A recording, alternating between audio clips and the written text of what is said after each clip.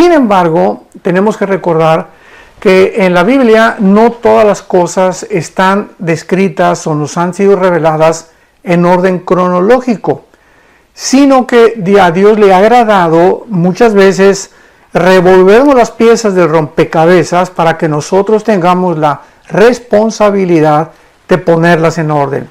Entonces, cuando oímos que los 7 sellos, como ya lo vimos anteriormente en otro estudio, cubren los 7 años de la tribulación, y lo podemos demostrar porque el 6º sello claramente nos habla de que vienen cosas catastróficas sobre el mundo y donde la ira de Dios ya se descarga sobre el mundo, y la ira de Dios claramente tanto en el Antiguo como en el Nuevo Testamento se encuentra en los últimos 3 años de la tribulación. Vuelvo a repetir, cuando oímos nosotros en el Antiguo Testamento el día de Jehová, la ira de Dios o el día del Señor, y en el Nuevo Testamento lo mismo, el día del Señor, como en Primera de Tesalonicenses, Segunda de Tesalonicenses, etcétera, etcétera, se refiere a los últimos 3 años y medio de la gran tribulación. Entonces, estos 7 años de la tribulación están divididos, la primera parte en 3 años y medio, donde el sistema religioso que se atribuye a la gran ramera en Apocalipsis 17 va a tratar de colaborar con el anticristo, y hasta cierta manera se nos describe en el capítulo 17 de Apocalipsis que la ramera está arriba de la bestia, implicando que el sistema religioso al principio de los primeros 3 años de la tribulación va a ejercer poder sobre el poder político del anticristo. Y entonces en el capítulo 17 de Apocalipsis se nos describe que después el anticristo se deshace de la ramera, y la confederación de 10 naciones que van a formar el último gobierno sobre el cual el anticristo va a ser el líder, van a quemar la ciudad. Porque se nos describe en el último versículo del Apocalipsis 17 que la ramera es una gran ciudad. O sea, una ciudad que va a tener un control religioso sobre el mundo, o sobre la mayor parte del mundo. Y una vez que sea quemada esta ciudad, después de los primeros 3 años y medio, viene el poder político del anticristo, donde él se erige como juez, donde él ya no acepta ninguna religión más que la que él va a imponer, y es lo que dice Segunda de Tesalonicenses capítulo 2, que va a entrar al templo de Jerusalén violando el trato o el pacto que hizo con los judíos, y en ese momento él se erige como Dios. Y ahí viene completamente todo lo que son las trompetas que vamos a continuación a estudiar, porque las trompetas vamos a demostrar simplemente que van a suceder en los últimos 3 años y medio de la tribulación. Muy bien. En el capítulo 8 del libro del Apocalipsis encontramos el 7º sello. Vimos ya claramente que el 6º sello describe el final de la tribulación, o sea, ya casi cuando la ira de Dios está por consumarse y donde van a ser destruidas todas las naciones, las islas van a desaparecer, va a haber terremotos tremendos como jamás el mundo había experimentado. Pero lo más interesante de esto es que el Espíritu Santo nos muestra en el capítulo 8 del Apocalipsis que antes, en el capítulo 7, 4 ángeles, que son los que a quienes se les van a entregar las 4 primeras trompetas del juicio, sale otro ángel del oriente que les dice a estos 4 ángeles, un ángel les dice, no hagan nada, los detiene a estos 4 ángeles hasta que sean sellados. Los 144,000 judíos, 12,000 de cada tribu, para que entonces después de que estén sellados, o sea, protegidos por Dios, los ángeles que van a tocar las trompetas en el capítulo 8 las puedan ejercer o puedan llevar a cabo su destrucción. Pero inmediatamente después de que son sellados los 144,000, abordamos el capítulo 8 del Apocalipsis e inmediatamente encontramos una revelación tremenda que nos muestra la influencia tan tremenda que tienen nuestras oraciones. Es impresionante cómo la Biblia describe la influencia, el poder tan grande que muchas veces como cristianos no hemos podido descubrir que tienen nuestras oraciones. Al grado que en el libro de Santiago, capítulo 4, dice la Biblia que recordemos que la oración del justo puede mucho.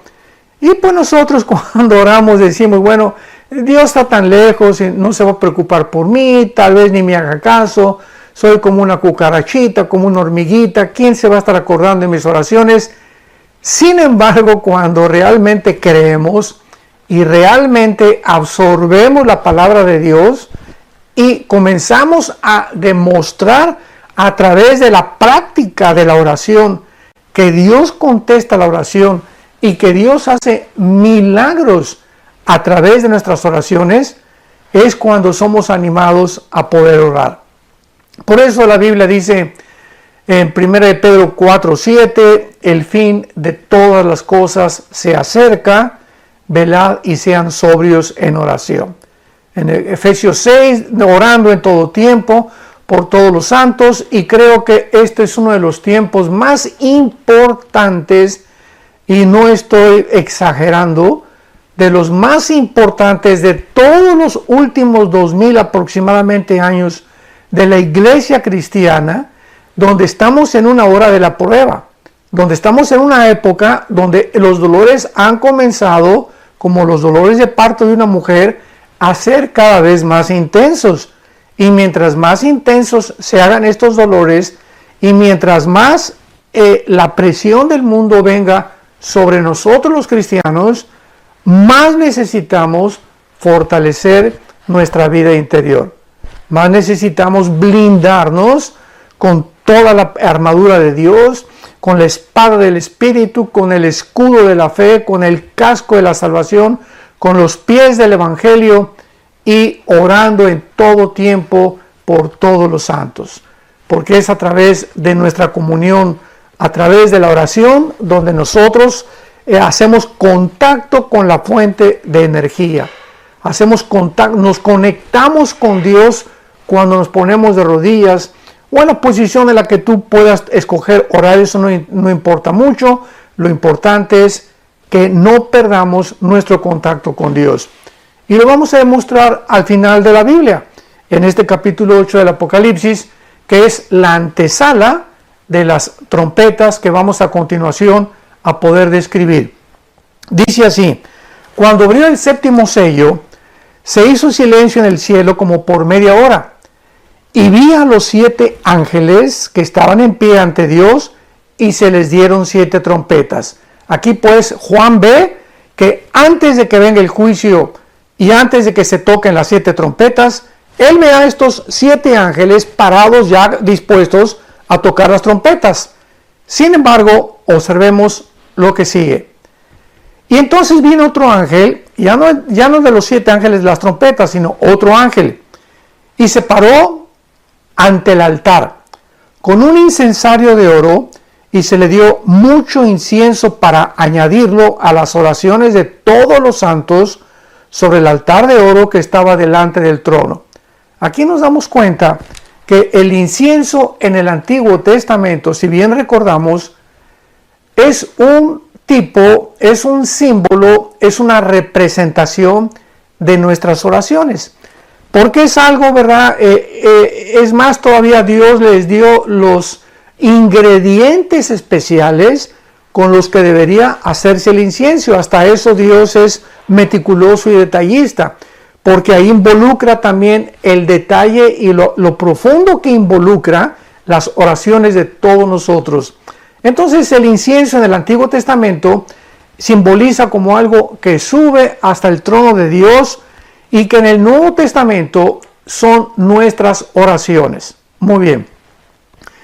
Este ángel entonces recibe un incensario, y desde luego que ahí a continuación lo acabamos de leer, para añadirlo a las oraciones de todos los santos sobre el altar de oro de Dios que estaba en el templo. O sea, el incensario en el capítulo 8 del Apocalipsis que es la antesala de las trompetas, que recibe este ángel, no estaba lleno, sino que faltaban oraciones para añadirlo a ese incensario de parte nuestra.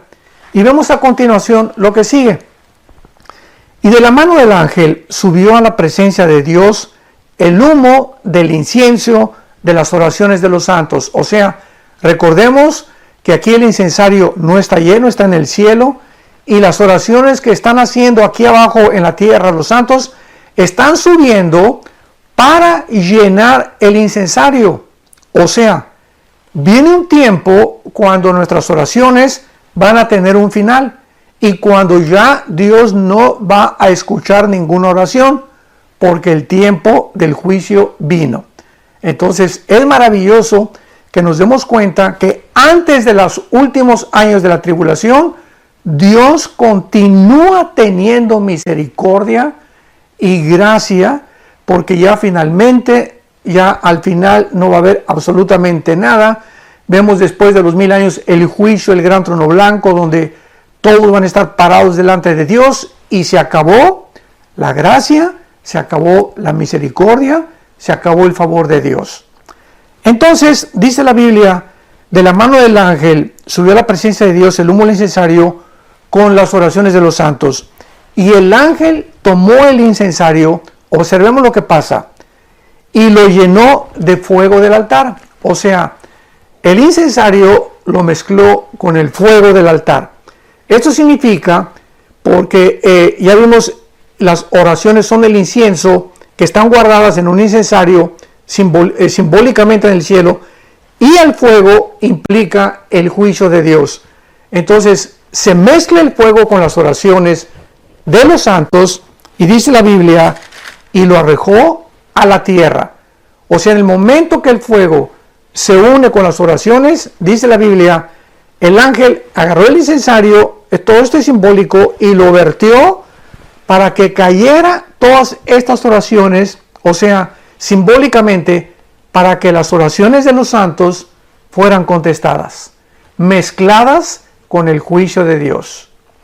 Y dice así, y hubo truenos, y voces, y relámpagos, y un terremoto. Y una vez que el ángel nos simboliza aquí con esta escena maravillosa, que nuestras oraciones van a ser contestadas, implica que las oraciones que estamos haciendo nosotros aquí en la tierra, de alguna manera están acelerando el juicio de Dios. Mientras nosotros oramos, le estamos diciendo a Dios, cada día que oramos, Señor, ya termina con esto. Ya ven por favor por nosotros, que tu gracia, que tu justicia, que tu paz se establezca en la tierra. Y aún en el quinto sello, lo vimos también en el quinto sello, en el capítulo 4 del Apocalipsis, vemos claramente también que los santos del Antiguo Testamento estaban orando en el versículo 4 en adelante, capítulo 6 del Apocalipsis, versículo 10 en adelante, en el quinto sello, estaban orando a Dios y diciéndole arriba en el cielo, hasta cuándo Dios, justo y verdadero, venga nuestra sangre. Ahí en el cielo todavía los ángeles están junto a los santos de Dios. Ahí en el cielo están los ancianos de Dios, los líderes del juicio y del trono de Dios, los sabios del universo, junto a los santos, y los santos están diciéndole a Dios, ya allá en el cielo, los que ya murieron como mártires, Señor, apúrate, ya que el juicio caiga sobre el mundo. Y esto es lo que sucede antes de las 7 trompetas. Santos de Dios, cuando comencé yo a entender estas cosas, de qué manera nuestras oraciones tienen el poder, porque Dios en su soberanía ha determinado todas las cosas, lo sabemos, y Dios ha establecido una hora, un día, una semana, un mes, un año, para las cosas que van a suceder. Así como Cristo vino en el tiempo exacto de Dios, así Dios ha determinado un programa cronológicamente en el cielo, donde cada cosa que Él ha determinado va a suceder. como cuando en el capítulo 2 de los Hechos el apóstol Pedro, explicándole a los judíos la muerte de Cristo, les dijo, entregado por el predeterminado consejo y anticipado conocimiento. Predeterminado consejo. Dios había ya establecido desde antes de la fundación del mundo que su Hijo Jesucristo fuera crucificado. Con predeterminado consejo y anticipado conocimiento, Dios sabía cuando Jesús vino al mundo todo lo que iba a suceder. Y lo vemos en la misma vida de Jesucristo. Cristo, el día anterior a su muerte, cuando estaba tomando la última cena con los discípulos, él sabía perfectamente que esa noche era la última cena que iba a tomar con ellos. Él sabía que al otro día, a las 9 de la mañana, iba a estar colgado en una cruz. Él tenía un anticipado conocimiento de las cosas que iban a suceder. Cuando él comenzó a encaminarse hacia Jerusalén, después de estar en Galilea, les dijo a los discípulos, voy a enfrentar ahora el juicio. Seré entregado por los líderes, los sumos sacerdotes, van a golpearme, van a hacerme sufrir y voy a morir y a los 3 días voy a resucitar. Cristo tenía una ubicación, un conocimiento perfecto, determinado consejo y anticipado conocimiento de todo lo que iba a suceder. Muy bien, pero aun cuando Dios tiene este anticipado conocimiento de las cosas, escuchemos esto, en su soberanía, Dios también ha determinado que nuestras oraciones puedan cambiar las cosas. Esto es asombroso. O sea, ¿qué quiero decir? Que las oraciones pueden muchas veces hacer cambiar el consejo de Dios. Esto es una revelación impresionante. ¿Cómo lo puedo demostrar? Muy fácil. ¿Se acuerdan ustedes cuando Dios en el Antiguo Testamento le dijo a Moisés, he determinado acabar con este pueblo? ¿Y qué hace Moisés? Se pone en la brecha y le dice a Dios, Señor, no hagas esto. Y comienza a orar Moisés, y por la oración de Moisés, Dios cambia su manera de pensar. Y esto es precisamente lo que significa cuando encontramos en el Antiguo Testamento, y Dios se arrepintió. Y Dios se arrepintió. Y más adelante dice el libro de los Números, mas Dios no es hombre que se arrepienta como los hombres. O sea, cuando vimos esta frase, y Dios se arrepintió, ¿qué quiere decir? Ahora lo entendemos. La palabra shuv, S-C-H-W-B grande, shuv, como suena en el hebreo, es la palabra que se tradujo en el Nuevo Testamento metanoia y que se tradujo al español arrepentimiento. Entonces la palabra shuv en el Antiguo Testamento significa volverse, regresar a. ¿Qué es lo que significa el arrepentimiento? Vas en un camino, te arrepientes y cambias tu manera de pensar y regresas y te vuelves a Dios. Porque el verdadero arrepentimiento no solamente es ya no voy a dejar a fumar, ya no voy a tomar, ya no voy a ver pornografía, sino que aparte de dejar esas cosas, nos regresamos hacia Dios y reconocemos que sin Él no vamos a poder continuar viviendo la vida cristiana.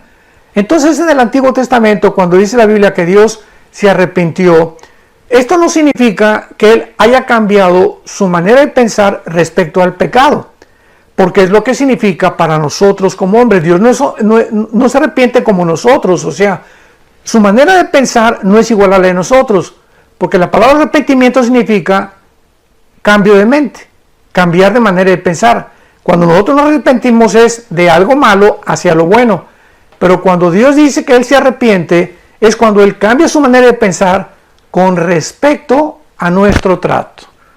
Y Dios se arrepintió, o sea, Dios cambió su manera de pensar en cuanto a lo que Él iba a hacer con el pueblo de Israel, en cuanto a lo que Él quería o tenía determinado para hacer. Y otro ejemplo lo tenemos con el famoso Jonás. La palabra Jonás, ¿verdad?, significa paloma, ya lo sabemos, paloma significa Jonás.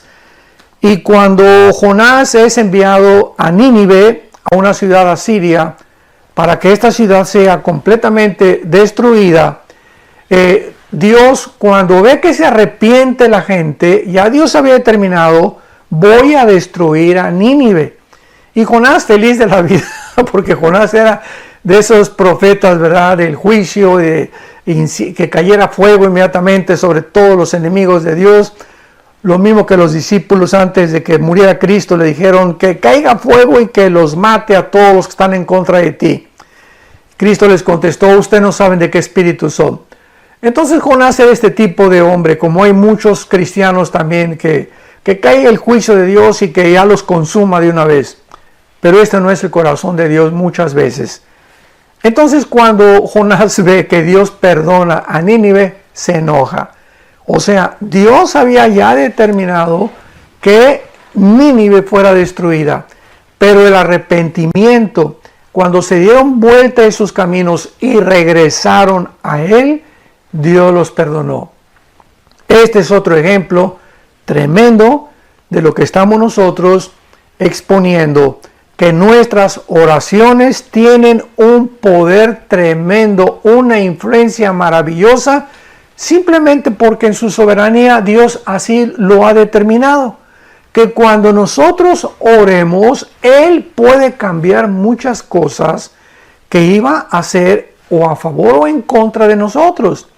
Por ejemplo, Dios ha dicho, bueno, a Pepe ya voy a determinar hacer esto y esto porque sigue con su pornografía, ¿verdad? Me lo voy a llevar a casa, porque Dios se lleva a muchos cristianos antes de tiempo a casa. Y entonces Pepe se arrepiente. ¿Qué hace Dios? Cambia Dios su manera de pensar y entonces le prolonga la misericordia a Pepe y le agrega más años de vida porque Pepe se arrepintió de su pecado. Entonces, esto es lo que el Apocalipsis quiere nosotros enseñarnos, y todo este trasfondo lo tuve que poder explicar para que cuando nos introduzcamos en el libro del Apocalipsis podamos comprender la mente de Dios. ¿Por qué hace Dios lo que hace? ¿Por qué estos juicios tan terribles? Porque llega un momento en que ya el ser humano está tan depravado, tan degenerado, tan endurecido. El otro día yo estaba escuchando que lo que está pasando ahorita actualmente en el mundo con el famoso coronavirus y la pandemia, etcétera, etcétera, que ahora ya quieren hasta que usemos gogles. O sea, a ratito nos van a querer vestir de astronautas, que dice que para protegernos de esto.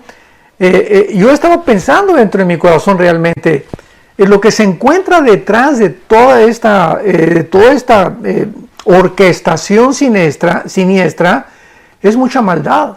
Hay mucha maldad detrás de todo lo que está pasando. O sea, yo le comenté a mi esposa el otro día, nos quieren matar, están prohibiendo medicinas que pueden sanar a las personas, inmediatamente las sacan del internet. O sea, hay algo detrás siniestro y lo único que puede concluir es peor maldad que la de los nazis. Hay personas en el siglo XXI que no tienen alma, que ya han perdido su alma, que lo único que les interesa es enriquecerse, tener poder político, tener influencia sobre los demás y ver a todos los seres humanos como una bola de esclavos, exactamente como en las antiguas películas de ficción. Entonces, esta es la razón por la cual esta maldad que se profetizó en la Biblia, Mateo 24:12, por haberse multiplicado la maldad, el amor se enfriará. 2 Timoteo capítulo 3, porque vendrán tiempos peligrosos, Pablo, le dice el Espíritu Santo, hombres amadores de sí mismos, vanagloriosos, orgullosos, sin afecto natural, sin ningún sentimiento por los demás. 1 Timoteo 4, porque el Espíritu dice que muchos apostatarán de la fe, escuchando espíritus engañadores, con doctrinas, con barbaridades, herejías, que vendrán contra la palabra de Dios y para alejarnos del camino. Estamos en tiempos peligrosos, en los que hace 2000 años el Espíritu Santo le dijo a Pablo y estos tiempos están por culminarse y que el libro del Apocalipsis nos los describe. Y entonces vienen las trompetas, donde el primer ángel, capítulo 8 del Apocalipsis, versículo 7, toca la trompeta y de una forma resumida, el primer ángel toca la trompeta y se quema la tercera parte de toda la hierba verde del mundo. Todos los árboles y todo lo que es verde se quema. La segunda trompeta, versículo 8, se toca la trompeta y la tercera parte del mar, la tercera parte de los barcos, la tercera parte de toda aquella vida que existía en el mar es completamente destruida. La tercera parte se convierte en sangre. Hace algunos días, finalmente, mi esposo y yo estuvimos en una playa cercana y nos impresionó la cantidad del famoso sargazo, que son como algas marinas descompuestas, y pues no pudimos entrar a nadar. Todo estaba lleno de sargazo y están tratando de juntarlo y todo. Y yo me acerqué y el olor era nauseabundo, era un olor terrible. Bueno, ¿qué cosa es esto? Que después de tantos experimentos de bombas atómicas que se han hecho en el océano Atlántico y Pacífico, después de los billones de litros de petróleo que se han derramado en todos los océanos y en los mares del mundo, el mar ya está, ahora sí que insoportable la vida marina. Están delfines encontrándose muertos en las playas, ballenas encontrándose muertas en las playas, y todas estas algas, este famoso sargazo, no son más que algas que se están muriendo, que es vida dentro del mar y que se muere con la contaminación que se desprende y que el mar arroja hacia las playas. Y el olor pues es nauseabundo porque trae todo el olor, ¿verdad?, de la contaminación de todo lo que nosotros los seres humanos hemos hecho con la vida marítima. Pero cuando llegue la segunda trompeta nos damos cuenta que ya la tercera parte del mundo entero en el mar está completamente descompuesta. En la tercera trompeta, la tercera parte de todos los ríos y arroyos del mundo serán descompuestos también. Y dice la Biblia que en la cuarta trompeta el sol, la luna y las estrellas se oscurecerán en una tercera parte para que no hubiera luz en la tercera parte del día y asimismo de la noche. Y cuando entremos nosotros a la quinta trompeta, en el próximo estudio, en la próxima conferencia el sábado, en la respuesta de las preguntas, vamos a profundizar en la quinta trompeta, que es cuando un ángel baja al centro de la tierra y abre el abismo. El abismo es el lugar donde están escondidos todos los demonios. Imaginémonos que va a ser abierto el abismo y van a subir a la superficie de la tierra, y se describe la forma de estos demonios como langostas, pero con una mezcla híbrida de seres humanos, de reptiles y además de insectos. O sea, es una mezcla híbrida que vamos a explicar en la próxima conferencia para darnos cuenta al grado en la que la genética moderna o la pseudociencia que está actualmente tratando de mezclar a los animales con los seres humanos, con el ADN humano, con el ADN de los humanos, va a tener su consumación. En el libro de Apocalipsis está claramente escrito, lo vamos a ver profundamente en la próxima respuesta que le demos, qué es lo que pasa en la quinta trompeta, para que podamos darnos cuenta lo cerca que nos encontramos precisamente de los juicios de Dios, que de alguna manera el Espíritu Santo nos está alertando y nos está previniendo en este tiempo.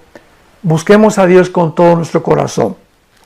Quiero leer en el Evangelio de Lucas, capítulo 21, lo que la Biblia dice claramente, o las advertencias que ya Dios nos hace para el tiempo que estamos viviendo.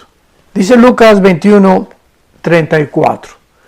Mirad también por ustedes mismos Es tiempo que comencemos a vernos tal como nos ve Dios, con la inmensa vaciedad con la cual nacimos, vacío con el cual nacimos, y la profundidad de la maldad que traemos los seres humanos todavía, para que miremos realmente a Dios, que Él es el que nos mira, y que podamos nosotros escapar de las cosas que vienen sobre el mundo.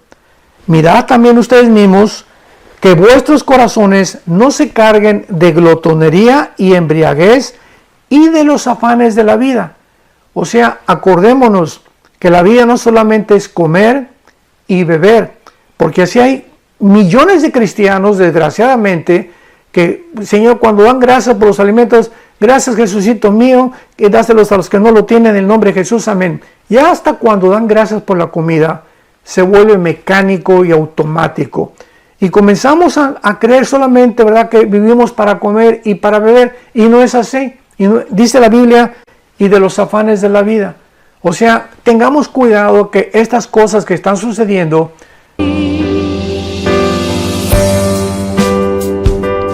You complete me and my being.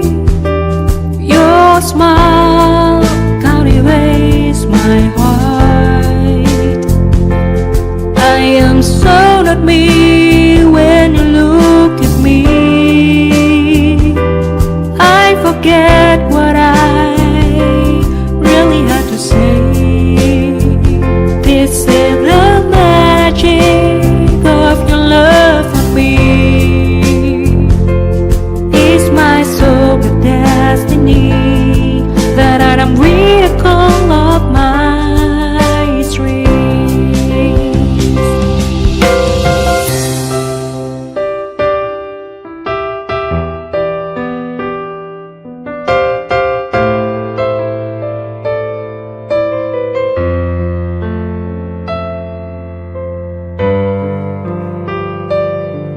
When my heart is heavier, I remember that I have got someone like you in my life. A single day is nothing without you. I know that my sunshine always be with me.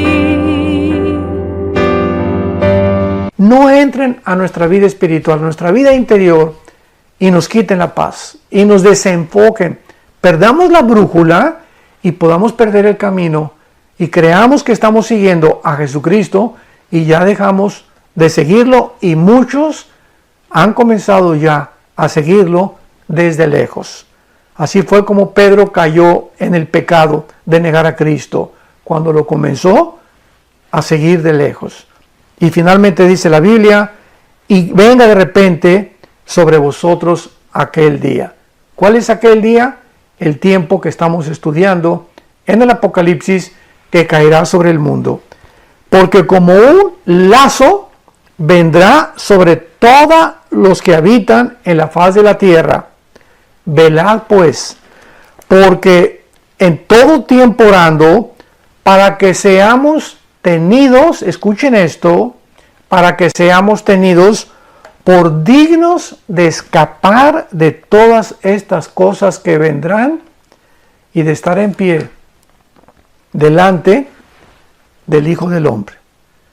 Para que Dios nos tome como dignos de sacarnos de este mundo y de las cosas que vendrán. Entonces, ¿cuál es la única forma en la que podemos nosotros tener la absoluta seguridad que nos vamos en el rapto de la iglesia? Cuando verdaderamente nuestra vida es una vida de oración, una vida de devoción, una vida en la que no hemos permitido ni nos hemos dado el lujo de separarnos de Cristo, de nuestros devocionales diarios, de su santa palabra, de la palabra de Dios, para que podamos estar completamente seguros de que en cualquier momento, como un lazo así cayó el coronavirus, ¿recuerdan? En enero del año 2020 en el que nos encontramos, nadie sabía nada. Entramos a febrero y pues más o menos entramos en marzo y de repente, como un lazo, nunca nos imaginamos, marzo, abril, mayo, junio, julio, llevamos 5 meses con una supuesta pandemia en la que ha arrasado con la economía, con el problema mental de millones de seres humanos, con niños, con matrimonios, etcétera, etcétera. Ha devastado la humanidad en los últimos 5 meses y cayó de repente, como un lazo. Nunca nos imaginamos que pudiera el mundo entrar en el camino donde el mundo se encuentra actualmente.